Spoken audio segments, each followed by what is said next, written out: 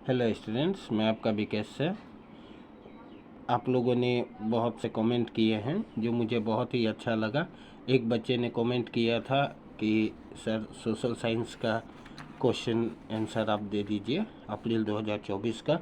तो मैं अभी आप लोगों के सामने रख रहा हूँ। इसमें जो पहला इस बार जो NIOS बोर्ड था वह अपने क्वेश्चन का पैटर्न जो था थोड़ा चेंज किया था। इस बार सिलेबस चेंज नहीं किया था।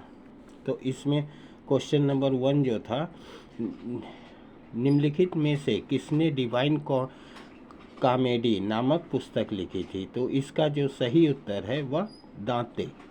ठीक है, दांते होगा इसका जो सही उत्तर है, नंबर ए नंबर ऑप्शन दांते। इसी में और बोल के जो क्वेश्चन आया था, निम्नलिखित में से किसने इन फ्रेज ऑफ फॉलो नामक पुस्तक लिखी थी? तो इसका सही जवाब ऑप्शन बी इरास्मस। तो आप लोग ऐसे करके देख सकते हैं, इरास्मस। इसके बाद क्वेश्चन नंबर 2 आया था, फ्रांस में औद्योगिक क्रांति कब हुई थी? When did the industrial revolution happen in France?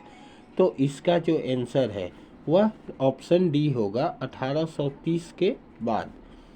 और बोल के जो क्वेश्चन पूछा था, जर्मनी में औद्योगिक क्रांति कब हुई थी? तो इसका ऑप्शन ए होगा, 1850 के बाद। तीसरा जो प्रश्न था, निम्नलिखित में से कौन 1857 के विद्रोह से जुड़ा अंतिम मुगल सम्राट था? तो इसका ऑप्शन होगा ऑप्शन सी, बहादुर शाह द्वितीय। चौथा प्रश्न आया था, निम्नलिखित में से कौन मराठा साम्राज्य का अंतिम पेशवा था और किस युद्ध से मराठा संघ का अंत हुआ?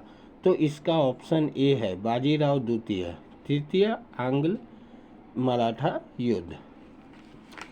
इसके बाद पांचवा जो प्रश्न है, निम्नलिखित में से किस संगठन की स्थापना राजा राम मोहन राय ने की थी? तो इसका सही जवाब है ब्रह्म समाज। इसमें बच्चे ने कुछ गलत ज़्यादा ही टिक मार के आया हुआ। उसके बाद सत्य शोधक समाज के नाम से जाना जाने वाला सामाजिक सुधार आंदोलन किसके द्वारा स्थापित किया गया था? तो इसका सही जवाब होगा ज्योतिराव फुले। क्वेश्चन नंबर 6 है, निम्नलिखित में से कौन सा आंदोलन दांडी मार्च से संबंधित था? तो सविनय अवज्ञा आंदोलन इसका सही जवाब है। इसके बाद और बोल के क्वेश्चन आया था, निम्नलिखित में से कौन भारतीय राष्ट्रीय सेना INA इंडियन नेशनल आर्मी का नेता था? तो इसका जवाब हम लोग जानते हैं, सुभाष चंद्र बोस, ऑप्शन बी। सातवां जो प्रश्न था, निम्न में से कौन अरावली की उच्चतम चोटी है? तो इसका सही जवाब होगा गुरु शिखर। निम्न में से कौन सी पर्वतमालाएं छोटा नागपुर पठार का हिस्सा है? तो महादेव पर्वतमाला, कैमूर पर्वतमाला, मैकाल पर्वतमाला, यह तीनों है। यानी इसका ऑप्शन जो होगा उपरोक्त सभी, डी नंबर जो ऑप्शन है वह।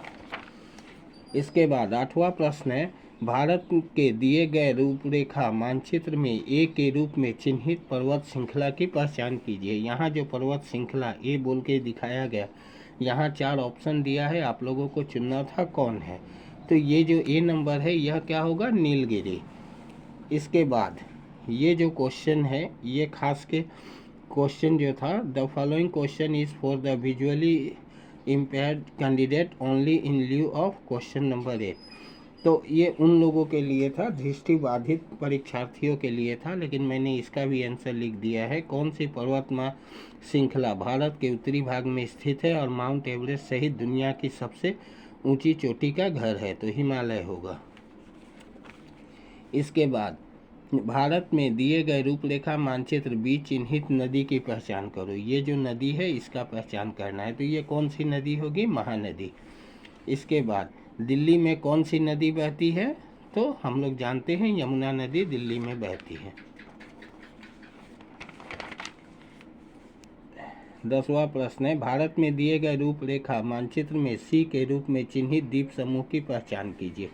तो यहाँ सी जो है तो लक्षद्वीप समूह। इसके बाद अंडमान और निकोबार द्वीप समूह निम्नलिखित में से किस समुद्र में है? तो हिंद महासागर। क्वेश्चन नंबर 11वां जो था, भारत के दिए गए रूपरेखा मानचित्र में डी के रूप में चिन्हित रेगिस्तान की पहचान कीजिए। तो यहाँ जो रेगिस्तान बनाया हुआ है, डी नंबर ऑप्शन दिया है, तो क्या होगा, थार रेगिस्तान। इसके बाद कावेरी नदी भारत के किन राज्यों से होकर बहती है? तो कर्नाटक और तमिलनाडु।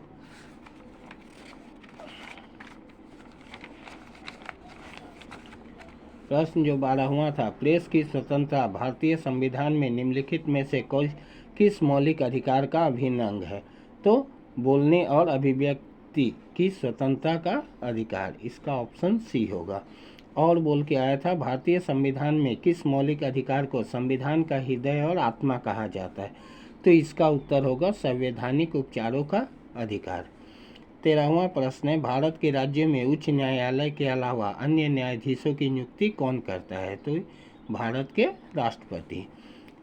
भारत के कितने राज्यों में एक सदनीय विधायिका है? तो भारत के कुल 6 राज्यों में द्विसदनीय विधायिका है। तो हम लोगों ने टोटल स्टेट 29 है, इसमें से माइनस करके यहाँ ऑप्शन बी करेक्ट होना चाहिए, 23। इसके बाद 14वां प्रश्न है, निम्नलिखित में से कौन लोकसभा में बैठकों की अध्यक्षता करता है? तो जो स्पीकर होता है वही। तो ये ऑप्शन सी करेक्ट होगा। निम्नलिखित में से कौन राज्यसभा का पदेन सभापति होता है? तो भारत का जो उपराष्ट्रपति है वह होता है। 15वां प्रश्न जो था, निम्नलिखित में से कौन सा कथन दबाव समूह को सर्वयुक्त परिभाषित करता है? दबाव समूह यानी प्रेशर ग्रुप। तो प्रेशर ग्रुप में जैसे कि कोई यूनियन हो गया, दल संगठन हो गया, तो इन लोग क्या होता है, व्यक्तियों का एक समूह जो औपचारिक राजनीतिक शक्ति की मांग किए बिना सरकारी नीतियों को प्रभावित करना चाहती है। ये ऑप्शन बी करेक्ट होगा। 16वां जो है, प्राचीन ग्रीक के एथेंस नगर में निम्न में से किस प्रकार की सरकार थी? तो प्राचीन ग्रीक के एथेंस में खासकर प्रजातंत्र की सरकार थी। ऐसे और भी उसके जो अलग अलग नगर थे उसमें कहीं कुलीन तंत्र, एक तंत्र, इस तरह का था, लेकिन एथेंस में प्रजातंत्र थी। इसके बाद समानता, स्वतंत्रता, भाईचारा, समाजवाद तथा न्याय निम्न में से किस प्रकार की सरकार के आधारभूत मूल्य है? तो हम लोग जानते हैं समानता, स्वतंत्रता, यह सब लोकतंत्र में होता है। तो ऑप्शन सी लोकतंत्र। 17वां जो प्रश्न है, निम्नलिखित में से कौन सतत विकास प्रथाओं का प्रमुख सिद्धांत है? तो संरक्षण और जिम्मेदार संसाधन उपयोग, ऑप्शन सी होगा। इसके बाद महिला सशक्तिकरण का प्राथमिक लक्ष्य क्या है? तो महिलाओं के लिए समान अवसर और अधिकार सुनिश्चित करना, ऑप्शन बी। 18वां प्रश्न है, भारत के पहले प्रधानमंत्री और गुटनिरपेक्ष आंदोलन की स्थापना में एक प्रमुख व्यक्ति कौन थे? तो पहले प्रधानमंत्री ये जवाहरलाल नेहरू। इसके बाद निम्नलिखित में से कौन सा संयुक्त राष्ट्र के मुख्य उद्देश्यों में से एक है? तो संयुक्त राष्ट्र का मुख्य उद्देश्य है अंतर्राष्ट्रीय शांति और सुरक्षा बनाए रखना। 19वां प्रश्न है, निम्नलिखित में से कौन भारत के मुख्य चुनाव आयुक्त की नियुक्ति करता है? तो हम लोग जानते हैं प्रेसिडेंट जो होता है, यहाँ ऑप्शन अध्यक्ष जो ए नंबर है वह होगा। चुनाव में पार्टी घोषणा पत्र का प्राथमिक उद्देश्य क्या है? तो इसका प्राथमिक उद्देश्य है पार्टी के दृष्टिकोण और नीतियों को रेखांकित करना। तो ये वाला है। यहाँ